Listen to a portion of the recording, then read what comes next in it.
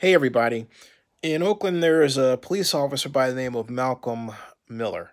And Mr. Miller is a name that's probably unfamiliar to you unless you know the story already that I'm about to tell you about because it's been around for about almost a month come November 30th. Mr. Miller is noted by Transparent California, a website that tracks government pay in California, in particular on a city basis, like for the city of Oakland, as making $600,000 a year over the last 5 years, or just almost that amount, to the where he's collected in total 2 million, not billion, $2,500,000 in compensation. That's base pay, overtime pay, other pay, and then of course you tack onto that benefits. All right. For 2019, he took in as base pay $121,000. His overtime pay was roughly $257,000, and then he got an additional amount of money in two areas where what's called other pay, which Transparent California didn't define what other pay was, and that total pay came to $538,000, and then you tack on $101,000 in benefits, and it gets you to 130 plus basically, and got you to $640,000 in total compensation for 2019. All right, so the numbers aside, my question to you is this: is he worth that much money, Malcolm Miller? He's not the only one. He's the most expensive employee, all right? But there are others who come close. Is he worth $2.5 million in compensation over a 5-year period? My answer is yes, and here's why. Because what he's received in compensation is a reflection of the working conditions of his job in Oakland.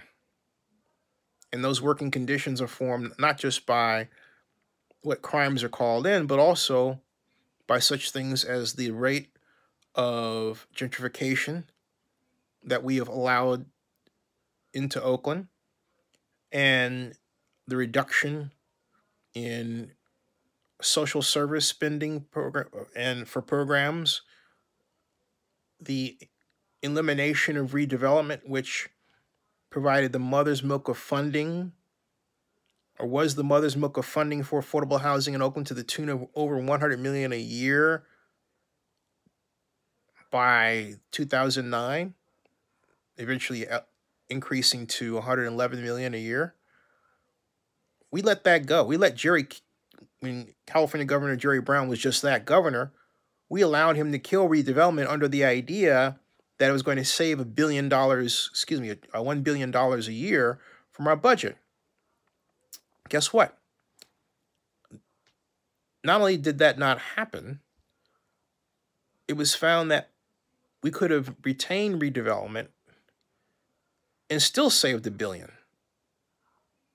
You didn't have to kill it. And then Jerry revealed over time his real reason for wanting to get rid of redevelopment. This year, he said in an interview at, I believe, the Commonwealth Club, that he didn't want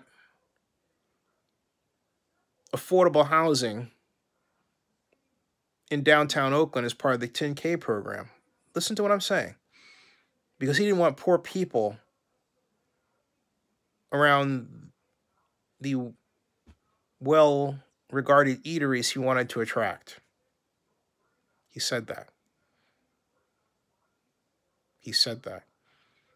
Now, at the time that the 10K program, and for those of you who don't know what the 10K program was, the idea was to cause the development of 10,000 market rate units of housing in downtown Oakland, all right?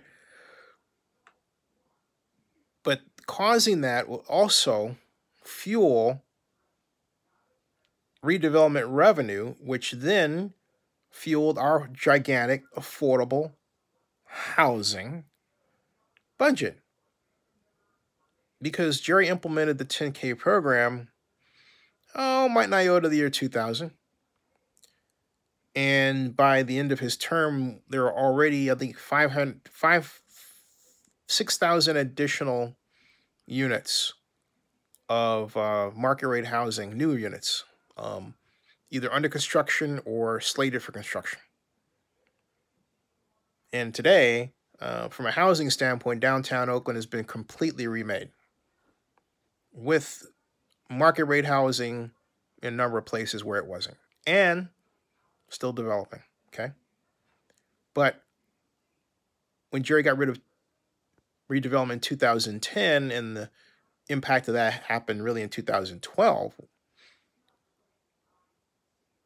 the ability to fund new affordable housing was taken away right at the time when the tech workforce, in terms of numbers, was just beginning to grow in the Bay Area and in particular in Oakland. And people were getting pushed out. Prior to that, there were examples of illegal evictions all throughout Oakland. Organizations, one of which the person who went to jail for 30 days for his activity against elderly Black women in Oakland, particularly in East Oakland and in West Oakland. Okay? So what led to the eventual action of Moms for Housing that got Carol Fife elected as council member for District 3 was basically set in motion by Jerry killing redevelopment. All right? And so we have a whole generation of people intellectually that have come forward without understanding how redevelopment worked to provide Oakland with the once vaunted stock of affordable housing that it had. Okay? So all of that conspired to create, and then of course the pandemic took away a number of sources of income for many people, helped to push more people out on the street, even with the government help. And now we're faced with the highest homicide rate we've seen in 7 years. So it's in that environment that we pay Malcolm Miller a compensation of $640,000 a year. You know, Oakland is in a position where its spending has been so outrageous that it's a negative $5,325 per person. And the city with the next highest negative figure is Long Beach. In other words, that's money that you're overspending for someone on a per capita basis, okay? And I'm not saying for Malcolm Miller alone. I'm saying for the entire police force. But it reflects our structure. We have well-off people who live in the hills, people in the flats, many of them now, 10,000 of them, who are homeless. Think about them. In fact, it's so bad that we don't call them homeless. We say that they are unsheltered. And we refer to them now as a separate class. I never thought I'd see that in my entire life. I always thought being homeless was something that was someone that's, temporary. Someone sleeps on somebody else's couch. Maybe they do so for a couple of weeks, get a new job, they're able to move in someplace else. The next thing you know, they've got a new apartment of their own, and they're back in fighting trim, right? Now, people who are in that state referred to as if they're part of a permanent underclass. That is a bad thing. It should not be. We have to work to develop an economic structure that has ladders where people can climb out of that and into prosperity. That should be our target. When we have an economic structure that does that, as we once had, then it will become less necessary to pay the Malcolm Millers of the world nearly $1 million a year to be a police officer. Subscribe to Zenny62 and bookmark oaklandnewsnow.com.